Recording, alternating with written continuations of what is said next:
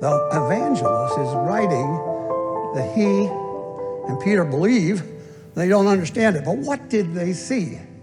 Well, that's what we're going to have here. I'm going to try to explain it in more detail, because it was known right from the 5th century, Monius of Alexandria, he knew that Christ simply went through the cloth. Because remember later on, Christ comes into the room. Remember, they're all afraid and the door's locked and everything. Christ just comes right in. So that's pretty spooky. But the important point is to recognize what a risen body is really like. That's what's quite exciting, because we are someday going to experience it. Amen. Amen. Can we have the first slide? Is it possible to begin the projection?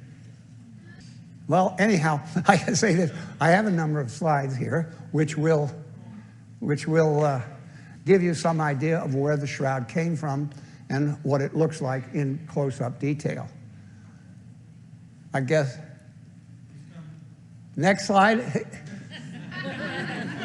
I would like to see a slide.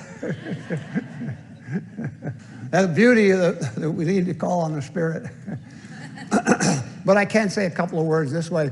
The shroud was first taken probably to Pella, across the Jordan, in the upper part of the peninsula, and first was entered into history in Edessa, Turkey, which is today Urfa, Turkey. If you want to go over to Turkey, it's kind of a rough place.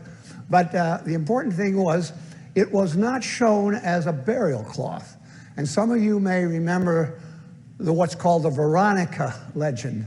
The Veronica, because she was supposed to be the one who wiped the face of Jesus.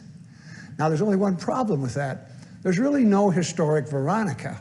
But the word Veronica comes out of the Latin for vera icon, or true lightness. So they took the shroud and they folded it so only the face would show. And the net result was they could call it a towel. And they said, oh, St. Luke drew this when people ask about, what did Jesus look like? And so the Veronica legend became a very important thing. And, oh, here we go. Good. Well, we can go ahead and just say that the Veronica legend was taken in 944 to Constantinople, and it was first there that it was opened and they saw the full image. And in 1204, a terrible thing happened. The Fourth Crusade, the Crusaders raided the city and they stole the shroud and brought it back to France. Well, it was hidden. It was so embarrassing. Christians were killing Christians. And so they hid it for about 100 years. So it wasn't until 1356 that it came back out again and people realized what it was. And it was always owned by the Savoy, or it was always privately owned. That's an interesting point. But the Savoys were the kings of the French-Italian region, and eventually they brought it to Turin. So that's where we begin. I don't know if my pointer's powerful enough, but you can see a church steeple there right in the middle of that complex. And that was the king's palace for many years. And as you know, the Second World War, I'm sure some of you remember Mussolini.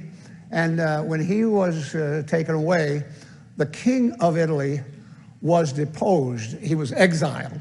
So the king had to go to Portugal. And again, the shroud, the king died in 1983. So one more time, the shroud has always been in Turin. That's why it's called the Shroud of Turin. But it's been there like 500 years. But now it is essentially owned by the current living Pope. Francis is his name. And he has, of course, been very enthusiastically putting it out on the internet and wanting people to know about it. Because there's some mystery that the more you know about Jesus, the closer we are to end times, okay? So it is very important to know these things. But let's go to the next slide, please. This is in 1578 when they brought the cloth to Turin. Let's go to the next slide. Okay, The shroud was exhibited rather rarely. It was taken out and shown to the public only for like a wedding or some big thing with a king. But in Italy, a lot of people knew about it, but not other places in the world. So that's why it's kind of a spooky thing. We in America think it just came, but it's really in Europe, it's been recognized for hundreds of years.